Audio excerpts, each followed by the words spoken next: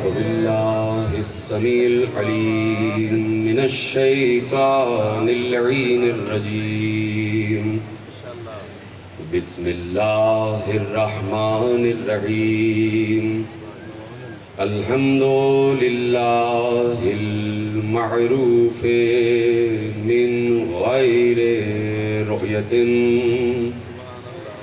والخالق من غير ربية الذي لم يزل قائما دائما إذ لا سماء ذات أبراج ولا ليل داج ولا بحر ساج ولا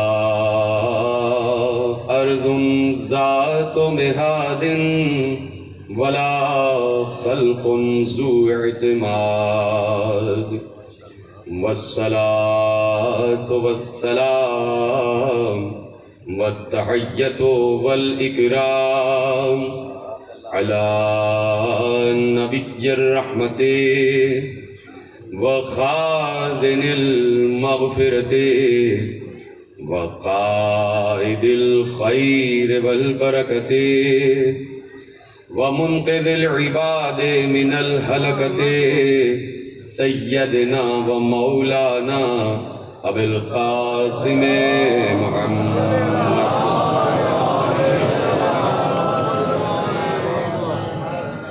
وأهل بيته الطيبين الطاهرين المعصومين المظلومين المنتخبين المنتجبين الذين أذهب الله عنهم الرجس وطهرهم تطهيرا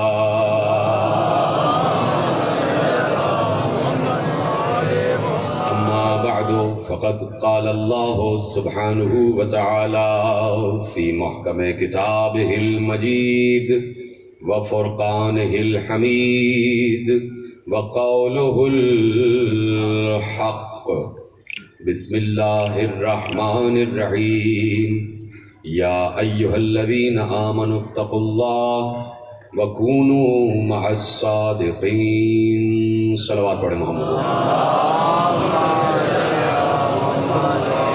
1442 ہجری کے عشرہ ماہ اعضا کی مرکزی امام بارگاہ دھوبی گھاٹ فیصل آباد میں آپ حضرات آج 5ویں مجلس میں شریک ہیں۔ پروردگار عالم نے ہمیں ایسے 12 صادقین عنایت فرمائے ہیں کہ جن کا تذکرہ اس نے قرآن میں بھی کیا ہے۔ ارشاد ہو رہا ہے کہ ثم اورثنا الکتاب الذین اصطفینا من عبادنا فمنهم ظالم لنفسه ومنهم مقتصد ومنهم سابق بالخیرات باذن اللہ ذالک هو الفضل الکبیر۔ اللہ نے کہا کہ ہم نے اپنی کتاب کا، جسے میں قرآن کہتا ہوں، اس کتاب کو لاوارث نہیں چھوڑا ہے، اور اس کا ایک وارث مصطفیٰ نہیں ہے بلکہ مصطفیٰ بندے ہیں۔ تو اب دیکھنا پڑے گا کہ وہ تلاش جاری رکھو کہ کوئی مصطفیٰ جیسا مصطفیٰ، مصطفیٰ جیسا مصطفیٰ، مصطفیٰ جیسا مصطفیٰ، مصطفیٰ بعد مصطفیٰ نظر آنا چاہیے، اس لیے کہ قرآن اللہ نے یہ کہہ کے کہ ہم نے اس کتاب کا وارث بنایا ہے۔ کسے؟ کم از کم اگر نبی کی حد تک انسان رکے تو کتاب کا وارث ہے نبی، جسے مصطفیٰ کہتے ہیں۔ ابھی میں مصطفیٰ بندوں کی بات نہیں کر رہا، مصطفیٰ بندے کی بات کر رہا ہوں کہ کتاب کا وارث جس پر کتاب نازل ہوئی ہے وہ کتاب کا وارث ہے اور وہ نبی ہے۔ اس کا مطلب ہے کہ نبی وارث ہوتا بھی ہے اور وارث بناتا بھی ہے۔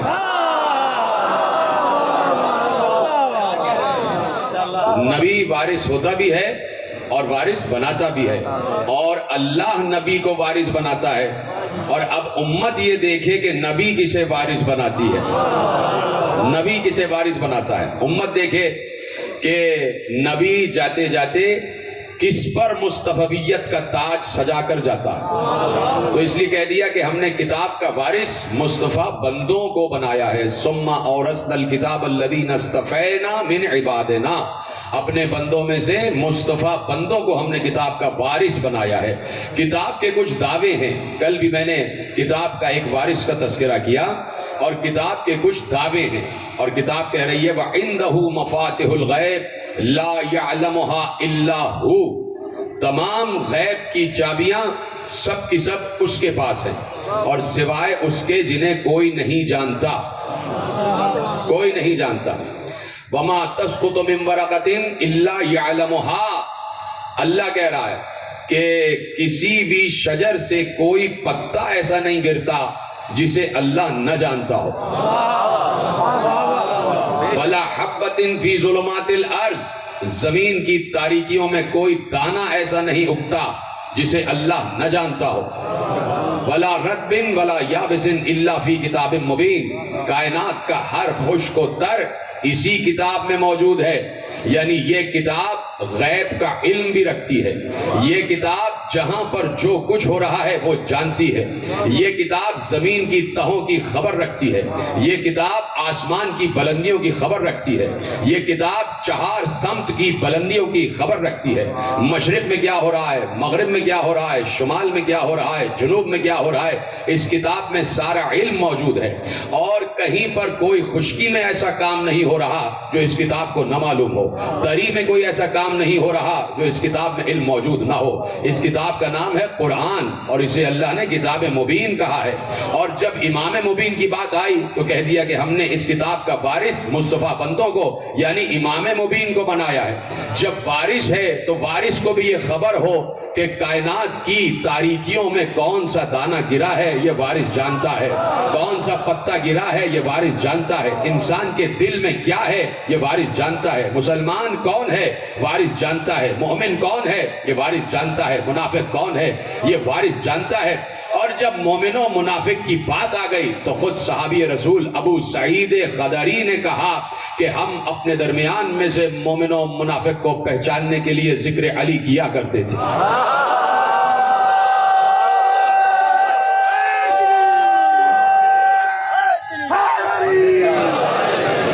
توجہ ہے. تو جہاں وارث کتاب خود ایمان و نفاق کی پہچان بن جائے، جہاں وارث کتاب خود مومن و منافق کو پہچاننے کی میزان بن جائے، تو یہ پہچان رسول نے بتائی. اور رسول نے اس انداز میں بتائی کہ ایک بار غدیر میں کسی کو اپنے کاندھے پر بلند کیا، اور ایسے بلند کیا کہ ممبر بنا ایک نیا پالان شتر کا. وہ ممبر نہیں کہ جس پہ ہر کوئی بیٹھ جائے، نیا ممبر بنا اس لیے کہ نیا خطیب آنے والا تھا. ممبر نیا بنا اس لیے کہ نئے خطیب کو آنا تھا. ممبر نیا بنا.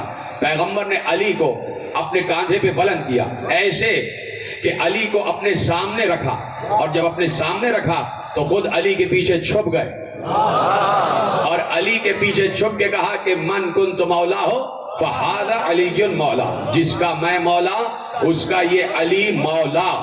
اب جتنے سامنے لوگ ہیں انہیں رسول نظر نہیں آ رہے، سامنے علی دکھائی دے رہے ہیں.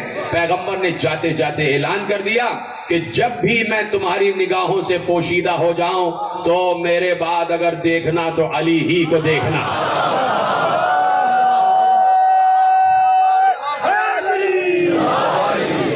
میرے بعد اگر کسی کی طرف نگاہ کرنا تو یہ علی ہے. اور میں کہہ چکا کہ سر سید احمد خان نے پیغمبر کی 2 وراثتیں درج کی ہیں.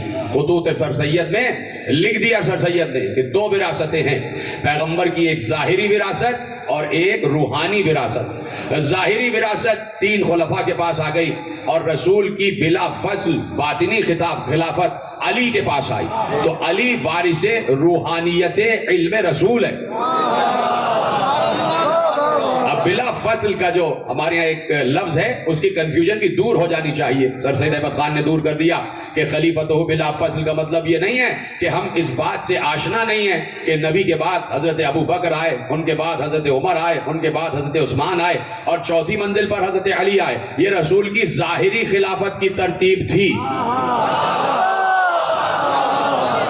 رسول کی روحانی خلافت بلا فصل علی کے پاس ہے.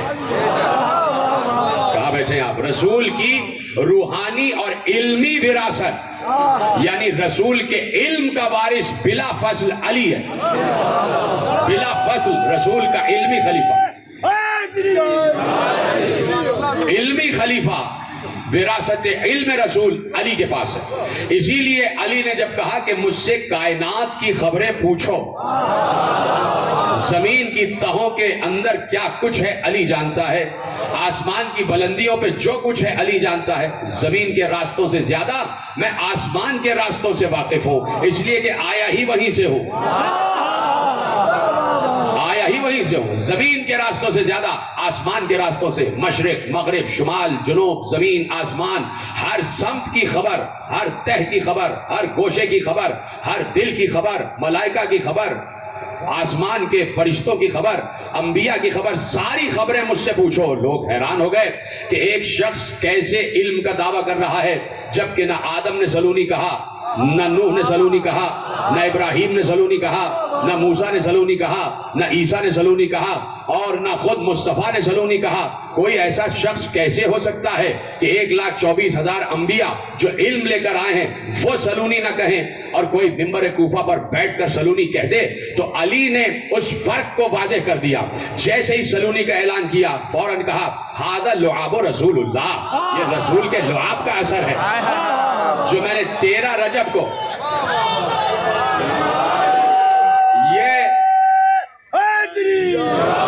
یہ اس 13 رجب کو جو لعاب دہن رسول میں نے حاصل کیا، یہ اس کا اثر ہے کہ میں کائنات کی خبریں دے رہا ہوں. ھذا ما زقنی رسول اللہ زقن زقا. جیسے پرندہ اپنے بچے کو دانہ بھراتا ہے ویسے رسول نے مجھے علم بھرایا ہے، ویسے ہی رسالت مآب نے مجھے علم بھرایا ہے. اور اب علی نے اس قضیے کو بھی حل کر دیا، اس اعتراض کو بھی حل کر دیا کہ 1,23,999 انبیاء آدم سے لے کے عیسیٰ تک سب کے سب عالم تھے، سب کے سب اللہ کی طرف سے علم لے کے آئے تھے، لیکن آدم سے عیسیٰ تک کسی نے سلونی کا نعرہ اس لیے نہیں لگایا کہ کسی نے لعاب دہن رسول حاصل ہی نہیں کیا.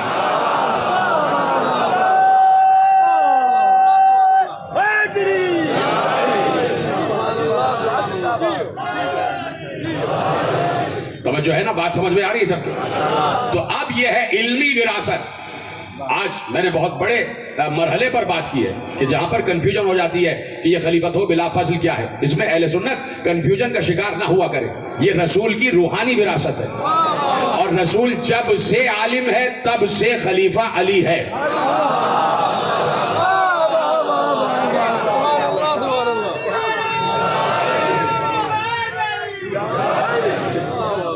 مل کے بابا سے بلند درود پڑھے محمد و آل محمد پر، مل کے بابا سے بلند درود پڑھے محمد و آل محمد، مل کے پڑھے درود. تو اب جب سے رسول عالم ہے تب سے علم رسول کا وارث علی ہے. اب دیکھو کہ رسول نے غدیر میں اپنے علم کا وارث علی کو بنایا. اب کسی اور کی طرف نہیں دیکھنا، اب دیکھنا علی کسے وارث بنا رہا ہے. اب علی علم رسول کا وارث کسے بنا رہا ہے؟ دنیا کی خلافتیں اپنی جگہ چل رہی ہیں جو آج تک جاری ہیں. کوئی خلیفہ نہیں بھی ہوتا پھر بھی خلیفہ بن رہا ہوتا. اب یہ محاورہ ہے نا کہ کوئی آپ خلیفہ نہ بنے. تو آج تک دنیا کی وراثت چل رہی ہے اور آج اسلامی ممالک 70 سے زیادہ حصوں میں تقسیم ہو گئے اور ہر حصے میں ہر ملک کا ایک خلیفہ ہے اور وہ خلیفہ عوام چن رہے ہوتے ہیں. تو اب دیکھنا یہ ہے اللہ نے کس کو چنا، اللہ نے کس کو چنا. عوام چن رہے ہیں اور اللہ کسے چن رہا ہے. تو اب دیکھو کہ علی نے علم رسول کا وارث کسے بنایا. تو ایک بار بادشاہ روم نے سوالات بھجوا دیے اور کہا کہ ان سوالات کے جوابات چاہیے.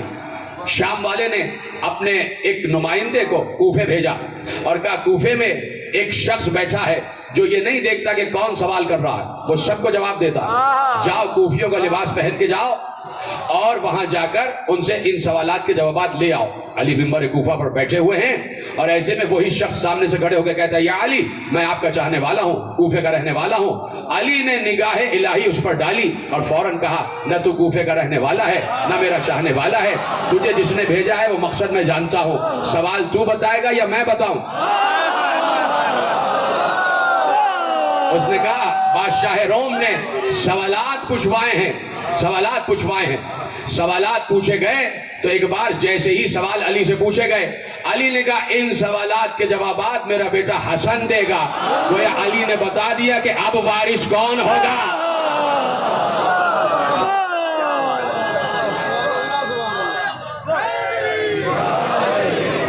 حسن مشتبہ کو دیکھو کہ حسن اپنی وراثت کسے دے کر جا رہے ہیں۔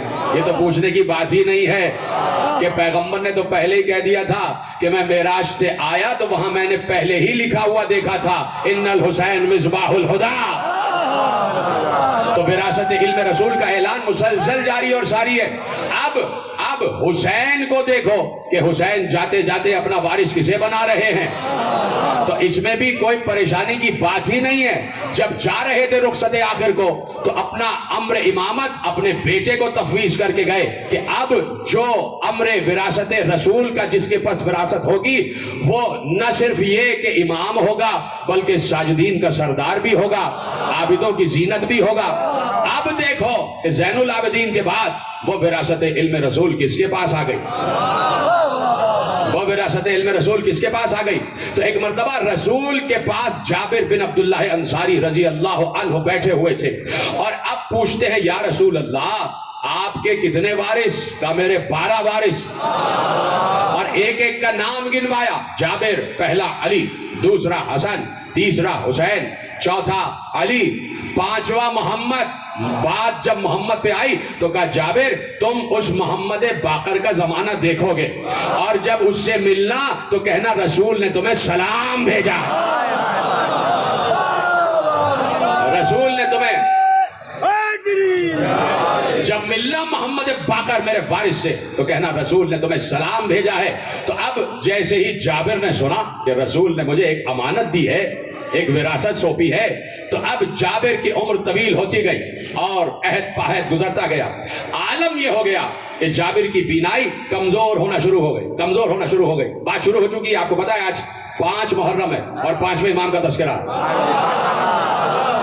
آج میرے امام محمد باقر علیہ السلام کا تذکرہ میں کرنا چاہتا ہوں، چاہیں تو درود پڑھ دیں، چاہیں تو آپ خاموش رہ جائیں۔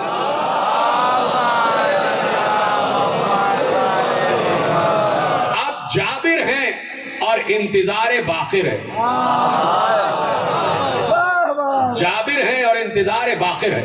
اور پھر جب بعد حسین اور پھر جب بعد زین العابدین بینائی آہستہ آہستہ زائل ہو گئی تو اب یہی ہوتا کہ مدینے کے کسی چوراہے پر بیٹھ جاتے، مدینے کے کسی چوک پر بیٹھ جاتے، اپنے گھر کے دروازے پر بیٹھتے، مسجد نبوی کے دروازے پر بیٹھتے اور بس یہی آواز تھی یا باقرو یا باقرو یا باقرو، یعنی صحابی رسول اہل بیت کے نام کی مالا جپ رہا ہے، صحابی کا ورد ہے یا باقرو یا باقرو۔ یعنی بتا دیا جابر نے کہ اگر علم میں اضافہ چاہیے تو عالم کا نام لینا ضروری ہے، یا باقرو۔ لوگ کہنے لگے دیوانے ہو گئے، نہ معلوم کیا یا باقرو یا باقرو یا باقرو۔ کسی نے پوچھ ہی لیا، کہا رسول نے کہا تھا کہ مجھے محمد باقر سے ملنا ہے تو ملنا ہے، یہ یقین ہے قول رسول پر۔ اور ایک بار وہ کیفیت آ گئی، وہ زمانہ آ گیا، وہ لمحہ آ گیا کہ جب کوئی سامنے سے گزرا، جب سامنے سے گزرا تو آواز دے رہے تھے یا باقرو یا باقرو۔ ایک بار اسی باقر نے پلٹ کے پوچھا جابر کہو کیا کہنا چاہتے ہو؟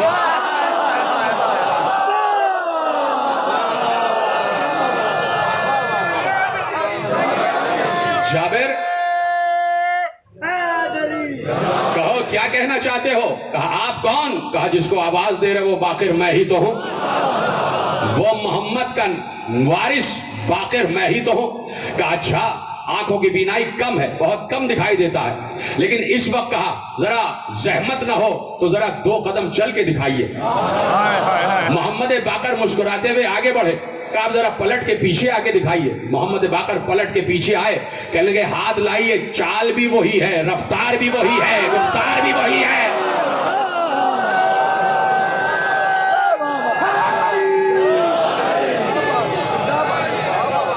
سبحان اللہ، سبحان اللہ۔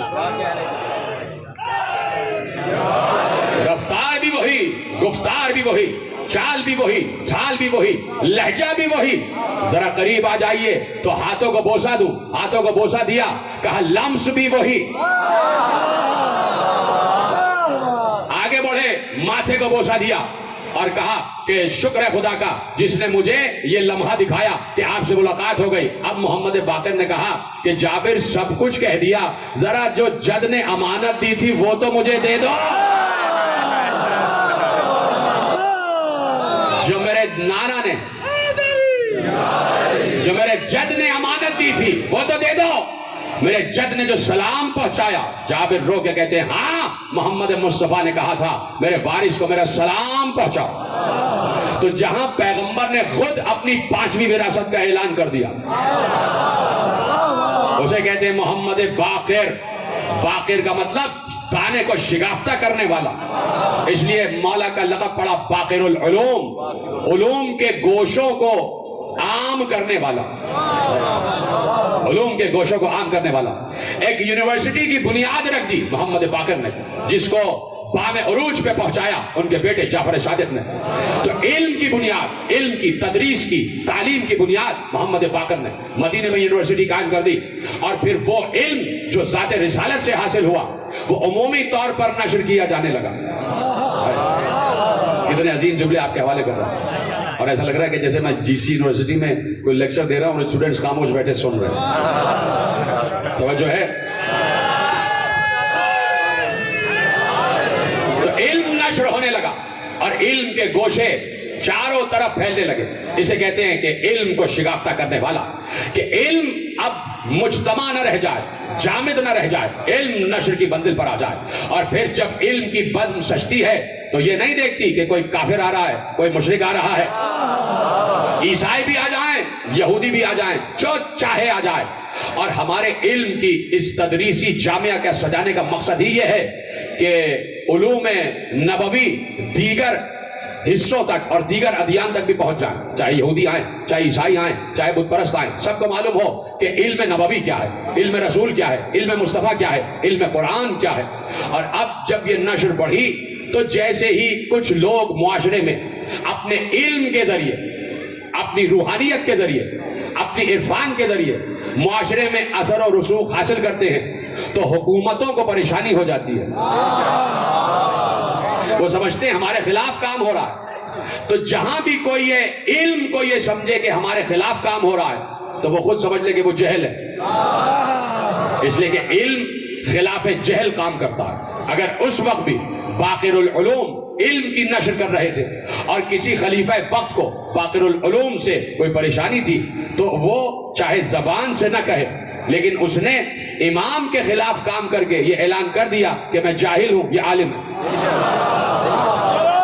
اب پریشانی ہوئی، اب پریشانی ہوئی اور کہا گیا کہ ان کو مدینے سے بلایا جائے تاکہ وہاں ان کا اثر و رسوخ ختم ہو۔ ہشام ابن عبد الحکم کہا بلا لو، لے آئے وہاں سے اور مدینے سے پہنچایا گیا دارالحکومت تک۔ دارالحکومت پہنچے تو کہا گیا بھائی 3 دن انہیں وہاں رکھو جہاں مسافر سرائے میں رہتے۔ اس کو یہ نہیں پتا کہ کسی مقام پر بیٹھ جانے یا نہ بیٹھ جانے سے امامت کا رتبہ کم نہیں ہوتا، علم کا رتبہ کم نہیں ہوتا۔ عالم جہاں بیٹھ جائے عالم ہوتا ہے، عالم جس مسجد پہ بیٹھ جائے عالم ہوتا ہے۔ 3 دن وہاں ٹھہرایا گیا، چوتھے دن دربار میں بلایا گیا۔ جب دربار سجا ہوا تھا، اب سننا میں اپنے 5ویں امام کا تذکرہ کر رہا ہوں، جب دربار سجا ہوا تھا تو وہاں تیر اندازی کا مقابلہ ہو رہا تھا۔ میرے مولا محمد باقر اپنے بیٹے جعفر صادق کے ساتھ ہے۔ میرے مولا محمد باقر کی عمر 57 برس سے اوپر ہو چکی ہے اور جعفر صادق ابھی جوانی کے عالم میں ہے۔ وہاں تیر اندازی کا مقابلہ ہو رہا ہے۔ بادشاہ نے کہا کہ آپ آ گئے محمد باقر، آپ بھی ذرا یہ تیر اندازی کریں۔ امام نے کہا یہ تمہارے انہی پیشہ ور لوگوں کا کام ہے، ان سے کرواؤ۔ یہ جتنے کھیل کھیلنے کے لیے آئے ہیں؟ کہا نہیں، میں چاہتا ہوں کہ آپ بھی تیر اندازی کریں۔ اس نے بہت زیادہ زور دیا۔ امام نے کہا لاؤ تیر کمان لاؤ۔ تیر کو کمان سے جوڑا، ہدف پہ تیر جا کے لگا، ہدف پہ تیر جا کے لگا۔ امام نے دوسرا تیر لیا، دوسرا تیر جو جوڑا وہ پہلے تیر کی دم میں لگا، تیسرا تیر جوڑا وہ دوسرے کی دم میں لگا، چوتھا تیر جوڑا وہ چوتھے کی دم میں لگا، یہاں تک کہ 9 تیر بیک وقت ایک ساتھ ہدف پہ لگے ہوئے تھے اور کوئی تیر زمین پہ گرا نہیں۔ کیا سن رہے ہیں؟ کوئی تیر زمین پر گرا نہیں۔ حالانکہ جب بہت زیادہ طوالت ہو جائے تو آخری تیر کو تو گر جانا چاہیے تھا نا، کوئی تیر زمین پہ نہ گرا۔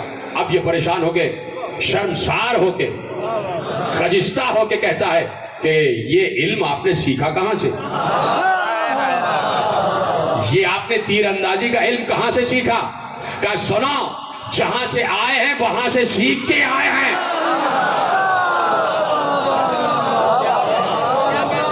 کہا زمین سے نہیں، آسمان سے سیکھ کر آئے۔ چلے، کہا کہ آپ کو رخصت ہے، جا کے آرام فرمائیں۔ اپنے بیٹے کے ساتھ چلے، جعفر صادق کے ساتھ چلے۔ جس راستے سے جا رہے تھے وہ ایک دن تھا کہ جہاں عیسائیوں کا ایک راہب سال میں 1 مرتبہ اپنے دیر سے باہر آتا تھا، اور 100 برس سے اوپر اس کی عمر، اس کی بھویں لٹکی ہوئی، یہاں تک کہ اس نے بھووں کو کپڑوں سے اوپر باندھا ہوا تھا، کمر اس کی جھکی ہوئی اور بینائی اس کی زائل۔ سارے عیسائی کھڑے ہوئے اس کے انتظار میں، ہزاروں کا مجمع، کہ وہ باہر آئے گا، اپنا دیدار کروائے گا اور جو سوال ہم کرنا چاہیں گے اس سے کریں گے۔ وہ اپنے گرجا سے باہر آیا، اسی مجمع میں میرے 5ویں اور 6ٹھے امام ایک طرف آ کے کھڑے ہو گئے۔ وہ باہر آیا، اس نے پوری ایک نگاہ مجمع پہ ڈالی، پورے مجمع کو ایسے دیکھا، دیکھتے دیکھتے اس مقام پر نگاہ رکی جہاں رسول کا 5واں اور 6ٹھا وارث استادہ تھا۔ رک کے پوچھتا ہے، میں نے آپ کو پہلے نہیں دیکھا، یہ بتائیے ہماری امت میں سے ہیں یا امت مرحومہ میں سے ہیں؟ امام محمد باقر نے کہا امت مرحومہ میں ہوں۔ اچھا، آپ مرحومہ کو کیا سمجھ رہے کوئی مرحوم؟ اسی لیے تو چپ ہو گئے آپ۔ بھائی مسلمان امت مسلمہ کو امت مرحومہ کہتے ہیں، مری بھی نہیں، چپ جو ہو گئے آپ۔ مرحوم اگلے سورہ فاتحہ یہ ہوتا ہے نا، امت مرحومہ کہتے ہیں امت مسلمہ کو، مرحومہ کا مطلب جس پر رحم کیا گیا۔ اب سمجھ میں آیا؟ یہ چپ جو ہو گئے آپ۔ کہا کہ آپ ہماری امت میں سے ہیں یا امت مرحومہ میں؟ مولا نے کہا امت مرحومہ میں سے ہو۔ یہ بتائیے اس امت کے عالموں میں ہیں یا جاہلوں میں؟ اس کا مطلب ہے کہ راہب کو معلوم ہے کہ اس امت میں کچھ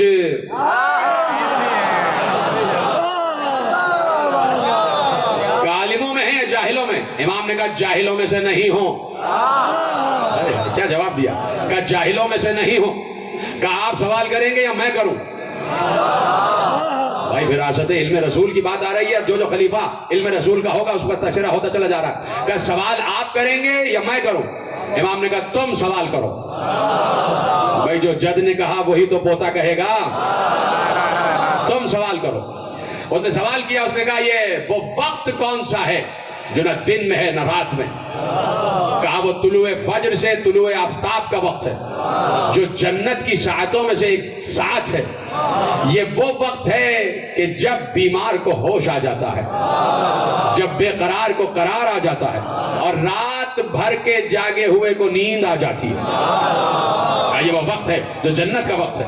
اس نے کہا یہ بتائیے کہ آپ اور آپ کے جد نے کہا کہ جنتوں میں کھائیں گے پیئیں گے اور بے تحاشا کھائیں گے اور پیئیں گے، لیکن نجاست نہیں ہوگی، بول و براز نہیں ہوگا، اس کی مثال کوئی ہے؟ کہ بالکل مثال سامنے ہے۔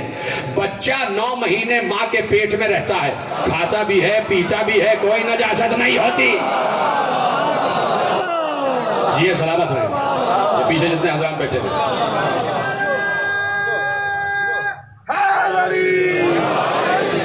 اچھا یہ بتائیے کہ آپ کے جد نے کہا کہ جنت میں نعمتیں استعمال کی جائیں گی، نعمتیں استعمال کی جائیں گی، نعمتیں استعمال کی جائیں گی، ایک درخت سے پھل سارے توڑ لیے جائیں گے پھر بھی پھلوں میں کمی نہیں ہوگی، نعمتیں مستقل استعمال ہوں گی، نعمتوں میں کمی نہیں ہوگی۔ اس کی کوئی مثال ہے؟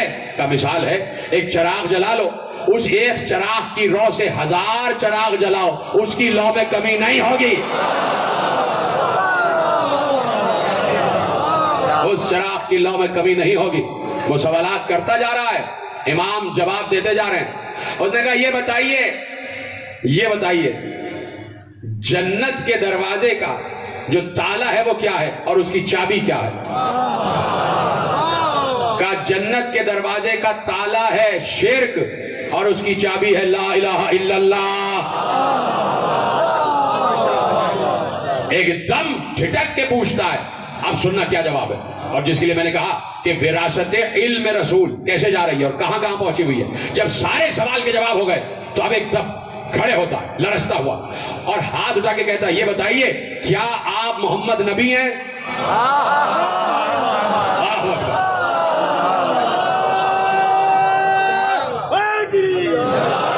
آپ کیا محمد نبی ہیں، احمد نبی ہیں؟ کہا نہیں، وہ میرے جد تھے۔ ایسے نہ سنیں، میرا ساتھ دیتے جائے، نہیں وہ میرے جد تھے۔ کہا کیا آپ ایلیا ہیں؟ کہا وہ میرے دادا تھے۔ کہا آپ اپنا تعارف کرائیے۔ کہا میں علی کے بیٹے، حسین کے بیٹے، زین العابدین کا بیٹا محمد باقر ہوں، میں رسول کا 5واں وارث ہوں۔ آگے بڑھا، کا دستے ادب جوڑ کے کہتا ہے کہ دستے رحمت آگے گڑے۔ امام نے اپنے ہاتھ آگے کیے، چوما اور کہا لا الہ الا اللہ محمد رسول اللہ، اور میں گواہی دیتا ہوں آپ ہی اس دور کی حجت ہیں۔ کہا کیسے گواہی دے دی؟ کہا اس لیے گواہی دی کہ جو انجیل میرے پاس اس وقت دیر میں رکھی ہے اس میں یہی نام لکھے ہوئے ہیں۔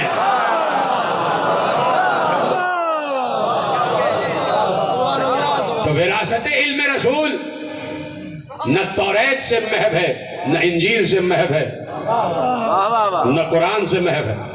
جہاں جہاں وراثت کا دعویٰ ہو رہا ہے وہاں پر دلیل آسمانی کتابوں سے، آسمانی کتابوں سے۔ اب چونکہ مجھ سے کہا گیا ہے کہ یہ مرحلہ، اس لیے کہ جب آگے اہم ترین بات آنے لگتی ہے تو یہ بیچ میں ایسا نہ ہو کہ گیپ آ جائے، تو آپ ذرا ان ٹرسٹیز حضرات کا، انتظامیہ کا جو بھی آپ ساتھ دے سکتے ہیں وہ دیں، اور اپنا اپنا حصہ اس پہ ڈالیں۔ آپ کو پتا ہے کہ یہ حالات اس قسم کے چلے کہ پریشانیاں ہیں، 2-3 منٹ میں یہ معاملات طے کریں۔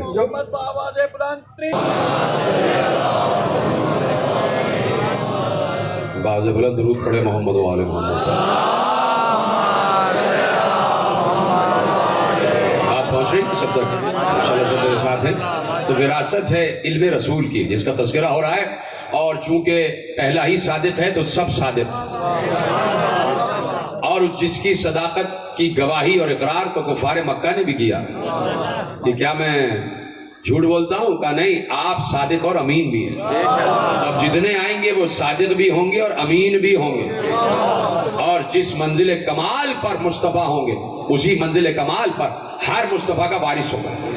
مصطفیٰ پہنچے وہاں کہ جہاں کوئی نہ پہنچا، جسے قاب قوسین کہتے ہیں، وہاں تک پہنچے جہاں ابراہیم بھی نہ پہنچے۔ ابراہیم پہنچے تو ملکوت السماوات تک پہنچے، جسے کہا گیا کذالک نری ابراہیم ملکوت السماوات والارض، ہم نے ایسے دکھایا ابراہیم کو آسمان اور زمین کا اقتدار۔ توجہ، یہ ملکوت وہ ہے کہ جہاں سے، جسے آپ کمانڈ اینڈ کنٹرول سینٹر کہیں، کہ پوری کائنات کا اقتدار، جو ملکوت و جبروت ہے، جہاں سے پوری کائنات کا نظام چلے۔ جب بھی کسی نبی سے معجزہ طلب کیا گیا کہ ہمیں یہ معجزہ دکھاؤ، ہمیں یہ معجزہ دکھاؤ، تو نبی بظاہر زمین پر دکھائی دیتا ہے لیکن اس کی روح کو ملکوت تک بلند ہونا ہوتا ہے۔ وہاں جا کے جب اللہ اسے وہاں بلند کرتا ہے تو وہ ملکوت سے وہ معجزہ دکھاتا ہے۔ مثلا جب ہمارے نبی سے کہا گیا کہ چاند 2 ٹکڑے ہو جائے، تو بظاہر ابو جہل اور اس کے تمام جاہل دوستوں کو نبی زمین پر دکھائی دے رہے تھے، لیکن اصل میں مصطفیٰ کا دست قدرت ملکوت پر تھا، اس لیے کہ وہیں جا کے سارے اختیار استعمال ہوتے۔ اب جناب ابراہیم نے کہا میں چاہتا ہوں کہ مجھے دکھا کہ تو مردوں کو زندہ کیسے کرتا۔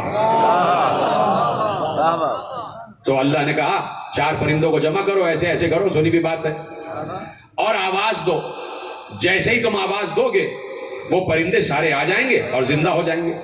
جب سارے مردہ پرندے زندہ ہو گئے تو اللہ نے کہا کذالک نری ابراہیم ملکوت السماوات والارض لیکون من الموقنین، ہم نے ایسے دکھایا ابراہیم کو زمین اور آسمان کا اقتدار تاکہ وہ یقین کرنے والوں میں ہو جائے، یقین کرنے والوں میں ہو جائے۔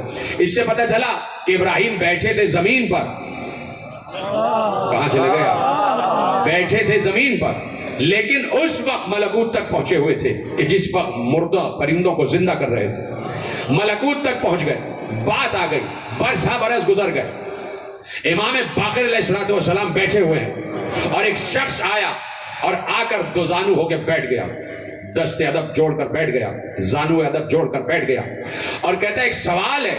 کیا سوال ہے؟ اب اقتدار دیکھنا۔ کہ سوال یہ ہے کہ اللہ نے کہا کذالک نری ابراہیم ملکوت السماوات والارض، کہاں؟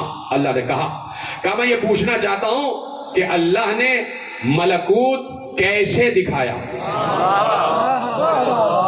امام باقر سے پوچھ رہا ہے، میں پوچھنا چاہتا ہوں کہ اللہ نے کیسے دکھایا ابراہیم کو ملکوت السماوات والارض؟ سنو گے میرے ساتھ؟ اب وہ سائل جو ہے ادب میں گردن جھکائے ہوئے تھا، اس لیے کہ سامنے عالم بھی ہے، عالم بھی ہے، امام بھی ہے، وارث علم رسول بھی ہے، گردن جھکائے ہوئے بیٹھا تھا۔ امام سے جیسے ہی اس نے گردن جھکا کے سوال کیا کہ ملکوت کی سیر کیسے کرائی، کیسے دکھایا؟ امام نے کہا گردن اٹھاؤ، چھت کو دیکھو۔ امام کے حکم پر وہ کہتا ہے میں نے گردن اٹھائی، چھت کو دیکھا تو امام کی انگشت سے ایک نور کی لکیر برآمد ہوئی، چھت کو چیرتی ہوئی آسمانوں کی بلندیوں پر پہنچی اور واپس آئی، کہا ایسے دکھایا۔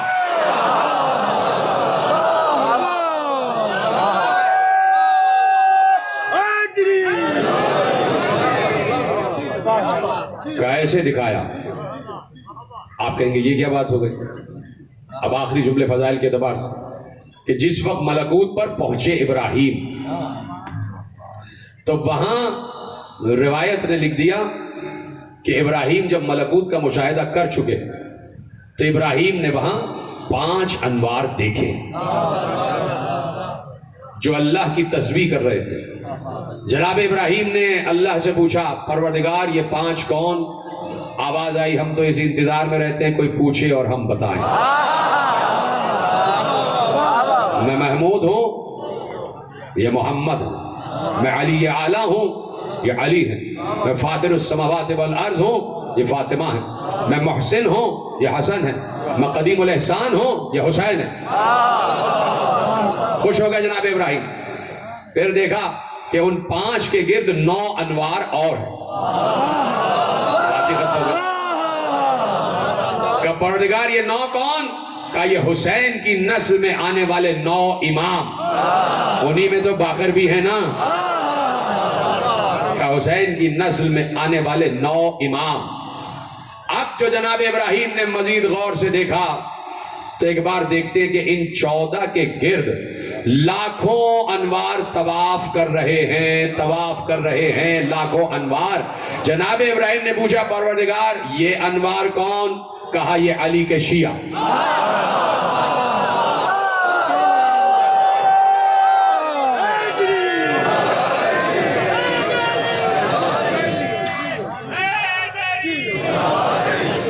توجہ فرمائی آپ نے؟ تو جو شیعہ ہے نا وہ اپنے پر فخر کرے۔ شیعہ اور محب میں فرق ہوتا ہے، یہ کنفیوژن بھی دور کریں۔ ہر کوئی شیعہ نہیں ہوتا، ہر کوئی شیعہ ہو بھی نہیں سکتا۔ محب وہ اپنا محب کہہ دیں یہی بڑی ڈگری ہے۔ محب علی اور ہے، شیعہ علی اور ہے۔ شیعہ علی کون ہوتا ہے؟ پتہ ہے کون ہوتا ہے؟ جیسے ہی جناب ابراہیم نے دیکھا کہ لاکھوں انوار طواف کر رہے ہیں، کہا یہ کون؟ کہا یہ علی کے شیعہ۔ فوراً جناب ابراہیم نے کہا پروردگار مجھے بھی علی کا شیعہ بنا. آواز آئی ان من شیعتہ لابراہیم.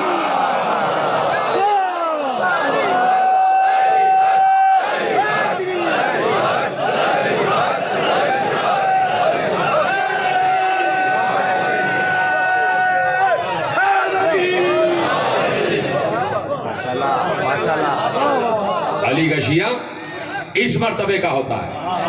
ہم تو محب ہی کہلا لیں بڑی بات ہے. یہ مسلمان محب علی کہلا لیں بڑی بات ہے. وہاں سے محب کی ڈگری آ جائے یہ بہت بڑی ڈگری ہے. کہ چاہنے والے تو ہیں, چاہنے والے تو ہیں کس کے؟ علی کے. علی کے چاہنے والے ہیں, یہ بڑی ڈگری ہے, کوئی معمولی ڈگری نہیں ہے. اب میں نے روایت پیش کی تھی اور مشکات شریف سے روایت پیش کی تھی باب مناقب اہل بیت. اگر آپ کو یاد ہو کہ جناب عباس ابن عبد المطلب, مشکات شریف سیاستہ کی اہم ترین کتاب, جناب عباس ابن عبد المطلب پیغمبر کے پاس آئے اور مزمحل آئے. چہرے پہ آزردگی تھی, چہرے پہ غم کے اثرات تھے. چچا یہ غم کے اثرات کیوں ہیں, آزردگی کیوں ہے, آپ یہ پشمردہ کیوں ہو رہے ہیں؟ کہا کہ یا رسول اللہ جب ہم دیکھتے ہیں قریش آپس میں ملتے ہیں تو ایک دوسرے سے بڑے مسکرا کے ملتے ہیں, بڑی خندہ پیشانی سے ملتے ہیں. جب یہ قریش ہم بنی ہاشم سے ملتے ہیں تو ان کی مسکراہٹ ختم ہو جاتی ہے. یہ خندہ پیشانی سے ہم سے نہیں ملتے, اس کی وجہ کیا ہے؟ اس پر مجھے اضمحلال ہے. تو پیغمبر جلال کے عالم میں اٹھے. مشکات شریف باب مناقب اہل بیت سے روایت آپ کے حوالے کر رہا ہوں کہ پیغمبر جلال کے عالم میں اٹھے اور منبر پر گئے. سوال ہوا ہے کہ جب یہ ہم بنی ہاشم سے ملتے ہیں تو یہ خندہ پیشانی سے نہیں ملتے, مسکرا کے نہیں ملتے.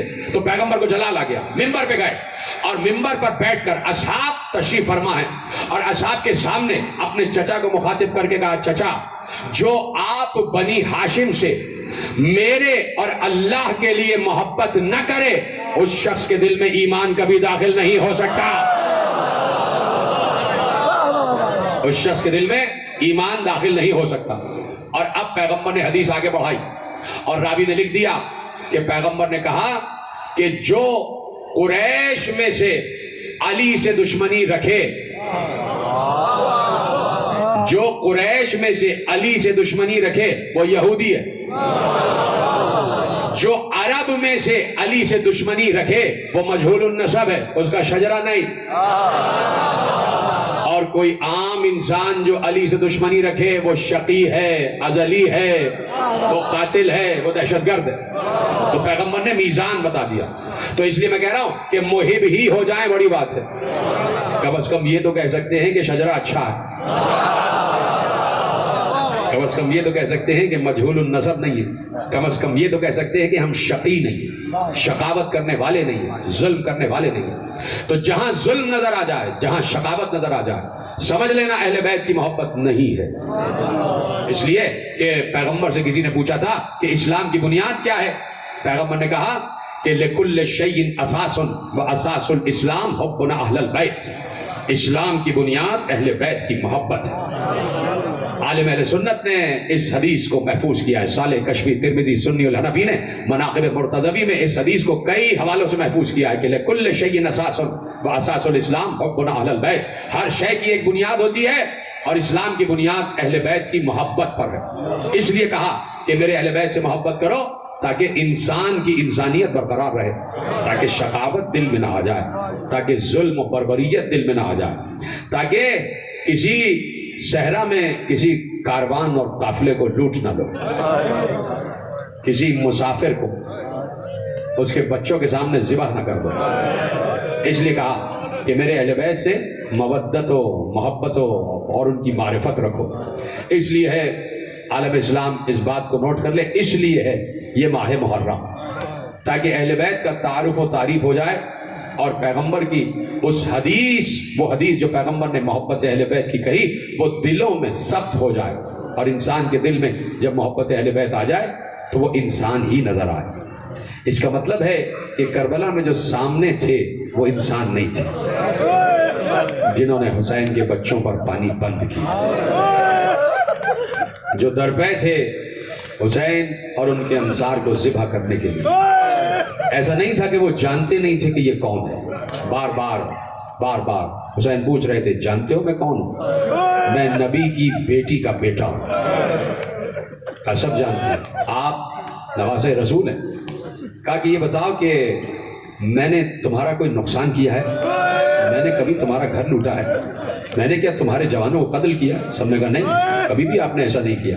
कहा फिर मुझे क्यों मार रहे हो? तो पता है क्या जवाब दिया? कहा इसलिए कि आपके बाबा के बुग़्ज़ की वजह से, बुग़्ज़न लिअबीक, आपके बाबा की दुश्मनी की वजह से, इसलिए कि आपके बाबा ने हमारे आबा व अजदाद को कत्ल किया, कभी बद्र में, कभी उहद में, कभी खंदक में, कभी खैबर में, कभी हुनैन में। तो बाप का बदला बेटे से लिया गया। अब समझ में आया कि अली के हर अमल को वो ज़ाती अमल समझ रहे थे, जबकि अली जब तलवार निकालते थे तो रसूल के हुक्म से निकालते थे। जिन्हें भी अली ने तहत किया है हुक्म रसूल के तहत किया है, इसलिए कि अली बाद गदीर वारिस इल्म रसूल भी है और वारिस हुक्म रसूल भी है। कहा कि तुम्हें तुम्हारे बाप के बुग़्ज़ की वजह से, तब बताओ हुसैन क्या जवाब दे? दिलों में मोहब्बत अहले बैत जिनके है वो 72 बन के हुसैन के साथ आ गए।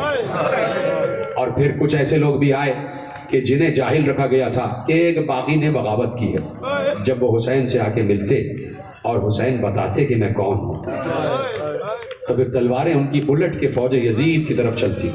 100 से ऊपर हुसैन के नासिर शहीद हो गए। 72 तो साथ थे और बाकी उसी वक्त जब हुसैन से मिल रहे थे और हुसैन को पहचानते तो हुसैन के साथ नुसरत हुसैन में जंग करके अपनी जान दे देते। तो सिर्फ यही तक नहीं, मैं कह चुका मुक़द्दिमा शहादत हुसैन 9 ज़िलहज्जा से शुरू हुआ, ईद कुर्बान से एक दिन पहले, कि जब मुस्लिम शहीद कर दिए गए। अजरुकुम अलल्लाह। मुस्लिम दारुल अमारा की छत पर बैठे हुए हैं और गर्दन तहे तेग है, हाथ पसे पुश्त बंधे हुए हैं और जल्लाद की तलवार गर्दन मुस्लिम पर चला ही चाहती है। एक बार कहा जरा रुक जा, मैं इन कूफे वालों से कुछ बात करना चाहता हूँ। दारुल अमारा की बुलंदी से नीचे देखा, बाजार कूफा सजा हुआ है और मुस्लिम ने कहा है मुसलमानों कल ईद मनाओगे? कल ईद मनाओगे? तुम खरीदारी करने के लिए निकले हो, मैं देख रहा हूं तुम्हारी गोदियों में छोटे छोटे बच्चे हैं। ऐ कूफे वालों, मेरे साथ भी 2 बच्चे थे, वो इस वक्त कहीं जंग में कहीं मुझसे बिछड़ गए। न मालूम मेरे बच्चे इस वक्त किस आलम में होंगे, किसी को मिल जाएं तो उन्हें मदीने की राह दिखा देना। वो सादात के घराने के बच्चे हैं। मुस्लिम जहाँ जंग कर रहे थे ना, और जिस वक्त तहते हो रहे थे, यही फिक्र थी, ना मालूम मेरे बच्चे कहाँ पर। इसलिए कि माँ ने जाते जाते कहा था, वाली ये मेरे बच्चे नहीं, मेरे दिल के टुकड़े जा रहे हैं, वाली इनका ख्याल रखिएगा।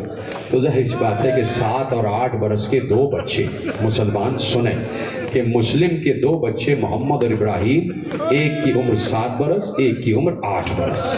ज़रा खुद अपने दाएं बाएं देख लेना, खुदा बच्चों को सलामत रखे। 7 और 8 बरस के बच्चे कितने बड़े होते हैं, छोटे छोटे कद होते हैं और अभी तो उनकी मसें भी नहीं भीगी होती, और फिर बच्चे भी सादात के घराने के बच्चे कि हुस्न जिस पर अपना सदका बन के निछावर हो रहा हो, इतने हसीन बच्चे। और जब वो कहीं बिछड़ जाएं तो बाप का क्या आलम और माँ का क्या आलम। ख़त्म हो गई तकरीर। 1 साल बच्चे कैद में रहे। एक बार जब दरबान ने ये सुना कि ये आले मोहम्मद के घराने के बच्चे हैं, तो कहता है मुझे माफ़ कीजिएगा, मैं पहचाना नहीं। कहा हमें कूफे की राह, नजफ की राह दिखा दे। अपने बेटे से कहा कि जिधर काफिले जा रहे हैं ना, उन काफिलों में एक काफिला नजफ को जा रहा है, इन दोनों शहजादों को उन काफिलों के साथ कर दो। बेटा लेके चला। जब पहुंच रहा था, काफिला आगे बढ़ चुका था। बच्चों से कहा, शहजादों वो जो बहुत दूर एक ही काफिला जा रहा है, शाम हो चुकी है, अंधेरा छा चुका है, इन्हीं काफिलों में कोई काफिला है जो नजफ जा रहा है। बच्चे पीछे पीछे चले, छोटे छोटे बच्चे। अंधेरा, घुप अंधेरा, रास्ता भटक गए। पूरी शब कूफे ही में टहलते रहे। जब सुबह हुई तो एक दूसरे से गले लग के कहते हैं कि भैया पूरी रात कूफे ही में रह गए और काफिला आगे बढ़ गया। बैठ गए एक दरख्त के ऊपर। एक कनीज आई पानी भरने। जैसे उसे पानी की सतह पर 2 खूबसूरत बच्चों के अक्स नजर आए, उसने दरख्त पर निगाह की तो देखा 2 खूबसूरत चांद खिले हुए हैं। कहा, बच्चों तुम कौन हो, दरख्त से गिर जाओगे। 1 साल के बाद कोई ममता भरा लहजा सुना। बच्चे आहिस्ता आहिस्ता नीचे आ गए। कहा डरो नहीं, मैं तुम्हें कुछ नहीं कहूँगा।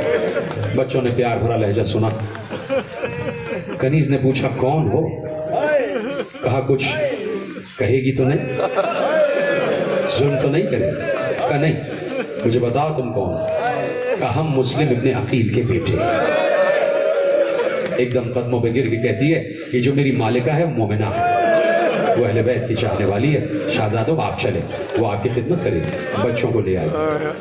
मोमिना कदमों पे गिर गई, बच्चों को प्यार किया, नहलाया धुलाया, हुजरे में सुला दिया। रात हो चुकी थी, निस्फ शब हो चुकी थी, बच्चे सो गए। एक दूसरे की बाहों में बाहें डाल के बच्चे सो गए। बहुत दिनों बाद शायद नींद आई हो। मोहम्मद और इब्राहिम। निस्फ शब हुई तो उस मोमिना का बेटा हारिस मलाऊन, बेटा भी लिखा है और दामाद भी लिखा है, वो दाखिल हुआ, गुस्से में आया, मुझे खाना चाहिए। 2 दिन 2 रातें हो गई, बच्चे तलाश कर रहा हूँ, नहीं मिल रहे, और मुझे हाकिम से इनाम चाहिए। माँ ने खाना दिया, खाना खा रहा था, अभी हाथ धोए ही थे। वहाँ बच्चे सो रहे थे, सोते में बच्चों ने ख्वाब देखा, और दोनों ने एक जैसा एक साथ ख्वाब देखा, और दोनों चौंक कर उठे। दोनों ने ख्वाब बयान किया, भैया ख्वाब ये देखा कि एक बज़्म सजी हुई है, उसमें हमारे जद रसूल अल्लाह बैठे हैं, हसन मुश्तबा, हुसैन, हमारी दादी फातिमा ज़हरा भी बैठी है। बातें हो रही थी कि अचानक रसूल अल्लाह कहते हैं कि मेरा बेटा मुस्लिम अभी तक नहीं आया। थोड़ी देर हुई कि हमारे बाबा मुस्लिम भी आ गए। रसूल अल्लाह ने मुस्लिम की पेशानी पे प्यार करके कहा, मुस्लिम तुम्हारे बच्चे नजर नहीं आ रहे। तो मुस्लिम ने कहा कि या रसूल अल्लाह चंद लम्हों बाद मेरे बच्चे भी आने वाले हैं। ऐसे में दोनों की आंख खुल गई। दोनों ने कहा कि भैया ऐसा मालूम होता है ये शब हमारी आखिरी शब है, ये शब हमारी आखिरी शब है। अभी बच्चे ये बातें कर रहे थे कि हारिस के कान में ये बातें आ गई। हारिस के कान में बच्चों के रोने की आवाज आई। उसने कहा इस हुजरे में कौन है? माँ ने कहा कोई नहीं है, तेरे कान बज रहे, जा अपने हुजरे में सो जा। कहा नहीं, मुझे आवाज आ रही है। माँ का हाथ छुड़ा के जैसे ही हुजरे के दरवाजे पे लात मार के अंदर गया तो मीर अनीस कहते हैं कि वहाँ मुस्लिम मजलूम के प्यारे नजर आए, एक बुर्ज में 2 अर्श के तारे नजर आए। उसने रो के, उसने गुस्से से कहा कि 2 दिन से मैं तुम्हें तलाश कर रहा था, मुझे क्या पता कि तुम मेरे ही घर में छुपे हुए हो। अब उन बच्चों को बाहर लेके आया सहन में, लेकिन जरा उसकी माँ से पूछ लेना कैसे लेके आया। उसकी माँ ने कहा दोनों बच्चों को सर से पकड़ के बालों से घसीटता हुआ एक बार सहन में ले आया। सहन में एक सुतून है, सुतून से बच्चों को बांध दिया, शिकम से दोनों बच्चों को सुतून से बांधा, और सुबह होने का इंतजार करता रहा। लेकिन इस तरह इंतजार किया कि कभी मोहम्मद के मुंह पर तमाचा मार रहा है, कभी इब्राहिम के, क्या सुन रहे हो मेरे अजीजों, तुम्हारी आवाज़ें गिरिया बुलंद हो जाए, कभी इब्राहिम के मुंह पर तमाचे मार रहा है। रात भर बच्चे कहते रहे अरे हम सैयदुस सादात हैं, हम सादात के घराने के बच्चे हैं, हम पर जुल्म न कर। अरे जब सुबह हुई दोनों बच्चों के रुखसार नीले हो चुके थे। इतने तमाचे मारे हैं कि बच्चों के रुखसार नीले हो चुके थे। सुबह हुई, रस्सियां खोल के हाथों को रस्सियों से बांधा, घसीटता हुआ नहर फुरात की तरफ ले चला। कहा अब तुम्हें जिंदा नहीं ले जाऊंगा, तुम्हारी गर्दनें मार के ले जाऊंगा ताकि इनाम में इजाफा हो जाए। पता है बच्चों ने क्या कहा? कहा देख हम सादात के घराने के बच्चे हैं, ये कर कि हमारी जुल्फें काट दे और हमें वहां बेच जहां गुलामों को बेचा जाता है। क्या इससे बड़ा कोई जुमला होगा? क्या इससे बड़ी रोने की कोई बात होगी? सादात के घराने के बच्चे कह रहे हैं हमारी जुल्फों को काट और जहां गुलाम बेचे जाते हैं वहां हमें बेच दे ताकि तुझे बहुत इनाम मिलेगा। कहा नहीं, इससे ज्यादा इनाम चाहिए। माँ कदमों से लिपट गई, ना मार, अरे मैं फातिमा जहरा को क्या मुंह दिखाऊंगी। माँ को जोर से झटक के दूर फेंका, माँ गिर के बेहोश हो गई। बच्चों को लेके चला, नहर के घराने आया और कहा तुम दोनों की गर्दनें मारूंगा, तुम दोनों को ज़िबा करूंगा। मोहम्मद ने इब्राहिम की गर्दन पर, इब्राहिम ने मोहम्मद की गर्दन पे गर्दन रखी। मेरे भाई को मेरे सामने कत्ल न कर, मेरे भाई को मेरे सामने कत्ल न कर। अच्छा सुन, अगर कत्ल करने का इरादा कर ही लिया है तो 2 रकत नमाज तो पढ़ने दे, 2 रकत नमाज पढ़ने की इजाजत तो दे। बच्चों ने नमाज पढ़ी, नमाज खत्म हुई। एक बार मोहम्मद की गर्दन को पकड़ा, इब्राहिम आगे बढ़ा, हाथ पकड़ पकड़ के कहता है छोड़ दो मेरे भाई को। इब्राहिम को दूर झटक कर फेंका, वो इब्राहिम दूर जाके गिरे। इधर से मोहम्मद को लिटाया, भाई के सामने भाई की गर्दन पे छुरी फेरी गई। गला कटा, गर्दन एक तरफ रखी, भाई के जिस्म को उठाया, जिस्म पे सर नहीं है, फुरात की सतह पर फेंका। लोग कहते हैं कि लाशा फुरात की सतह पर रुका रहा। इब्राहिम को लिटाया। इब्राहिम की क्या सुन रहे हो मेरे अजीजों, तुम्हारी आवाज बुलंद हो जाए, आखिरी जुमले कहने जा रहा हूं। इब्राहिम की गर्दन काटी, इब्राहिम का कटा हुआ जिस्म उठाया, नहरे फुरात में फेंका। दोनों भाई एक दूसरे से बगलगीर हो गए, दोनों लाशें एक दूसरे से लिपट गए। दोनों के सरों को उठाया, बालों से पकड़कर उठाया, कटी हुई रगों से खून बह रहा था, कटी हुई रगों से खून बह रहा है। दोनों बच्चों के सरों को लेकर चला। जैसे ही इब्ने जियाद के दरबार में पहुंचा, इब्ने जियाद से ज्यादा शकी उस दौर में कोई था नहीं। जैसे ही इब्ने जियाद ने देखा कि हारिस के हाथ में 2 कटे हुए सर हैं, बेख्तियार चौंक कर खड़ा हुआ और खड़े होकर कहता है, ओ जालिम, किस माँ की गोद उजाड़ के आया, इस माँ की गोद उजाड़ के आ गया, अरे किसके चांद सितारे तोड़ कर ले आया। कहा, हाकिम मुझे इनाम दे, मैं मुस्लिम के बच्चों के सर काट के ले आया। 7 और 8 बरस के बच्चे, मुसलमानों यही रोना है कि क्या जुल्म हुआ है। 7 और 8 बरस के बच्चे, कटे हुए सर। इब्न जियाद कहता है कि मैंने कहा था कि गिरफ्तार करके लाना, तूने मेरे हुक्म की खिलाफ वर्जी की है। एक बार जलाल के आलम में आ गया। ये कुदरत की तरफ से सजा का इंतजाम था, इसलिए कि कुदरत भी चाह रही थी कि फौरन इसके कातिल को बदला मिले। कहा मैंने कहा था कि गिरफ्तार करके लाना, तूने मेरे हुक्म की खिलाफ वर्जी की है। जल्लाद से कहा, हारिस को वहीं ले जाओ जहां इसने बच्चों को कत्ल किया। सारा दरबार साथ है, इब्ने जियाद भी साथ है। हारिस को हाथों से पकड़ के गिरफ्तार करके जल्लाद लेके चला। जैसे ही उस नहर के किनारे पहुंचे जहां बच्चों को ज़िबा किया गया था, एक बार इब्ने जियाद रुक कर पूछता है, ओ हारिस, ये जमीन पर निशान कैसे है, ये मुझे निशान कैसे नजर आ रहे हैं। तो हारिस ने कहा, जब बच्चों को ज़िबा कर रहा था, बच्चे एड़ियां रगड़ रहे थे। क्या गिरिया कर रहे, बच्चे एड़ियां रगड़ रहे थे।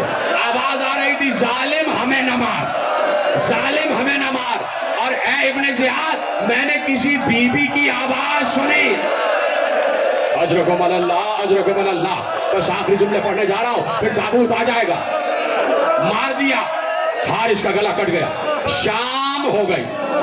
बनी असद वाले कहते हैं कि हम जब उस रास्ते से गुजरे तो हमने देखा कि नहरे फुरात में कुछ नूर की कश्तियां आ रही हैं। वो कश्तियां किनारे से आके लगी। पहले उस कश्ती से एक बुलंद कामत की हस्ती बरामद हुई, फिर उसके बराबर की एक हस्ती बरामद हुई, फिर उस कश्ती से एक सियाह नकाब में बीबी बरामद हुई। और बरामद होने के बाद कहा, बाबा आपने देखा मेरे बच्चों के साथ इन्होंने क्या किया।